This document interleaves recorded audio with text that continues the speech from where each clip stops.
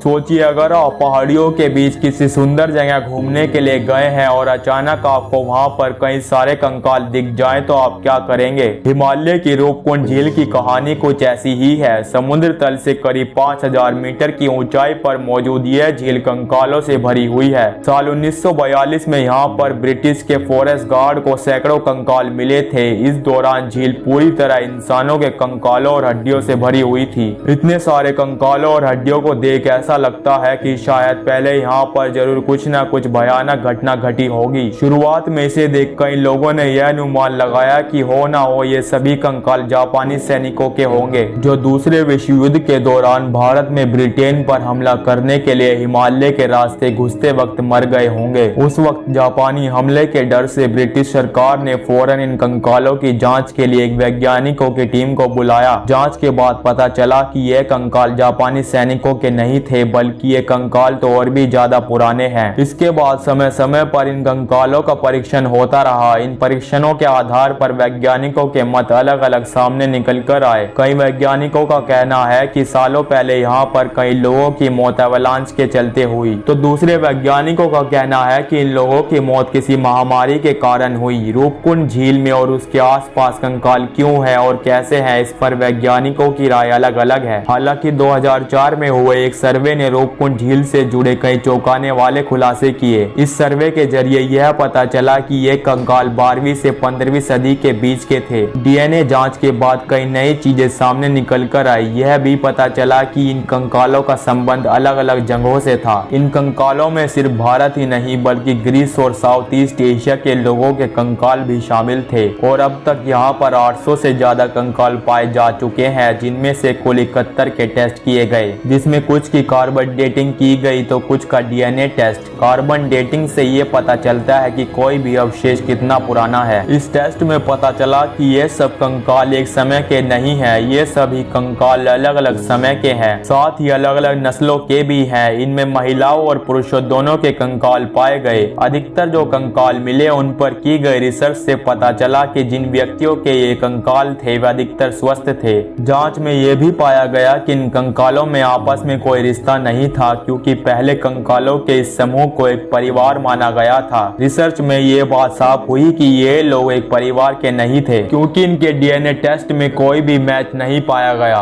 जांच में इन कंकालों में कोई बैक्टीरिया या बीमारी पैदा करने वाला कोई वायरस नहीं मिला। इसका मतलब ये हुआ कि ये किसी बीमारी की चपेट में आकर नहीं मरे थे। अगर आप इस चैनल पर नए हैं तो चैनल को सब्सक्राइब कर लीजिए और बेल आइकन भी दबा दीजिए ताकि हमारी वीडियो सबसे पहले आप देख सकें। इनमें से ज्यादातर कंकाल भारत और उसके आसपास के देशों के हैं। इन्हें साउथ ईस्ट एशिया का माना गया है, जिनमें एक कंकाल चीन की तरफ के इलाके का भी बताया गया। इनमें भारत और आसपास के इलाकों वाले कंकाल वहां 7वीं से 10वीं शताब्दी के बीच पहुंचे थे। वहीं ग्रीस और आसपास के इलाके वाले कंकाल वहां 17वीं से 20वीं शताब्दी के बीच वहां पहुंचे। इससे ये साफ है कि वहां मिले कंकाल अलग अलग हादसों का शिकार हुए थे। वो हादसे क्या थे इसके बारे में साफ जानकारी नहीं है। कुछ कंकालों की हड्डियों में फ्रैक्चर पाए गए जो गिरने पड़ने से हो सकती है। इससे ये अंदाजा लगाया जा सकता है कि शायद ये लोग किसी तूफान में फंसे थे। अंत में वैज्ञानिकों ने बताया कि काफी समय पहले इन लोगों की मृत्यु किसी भारी गेंद जैसे आकार की चीजों का सर पे गिरने से हुई थी।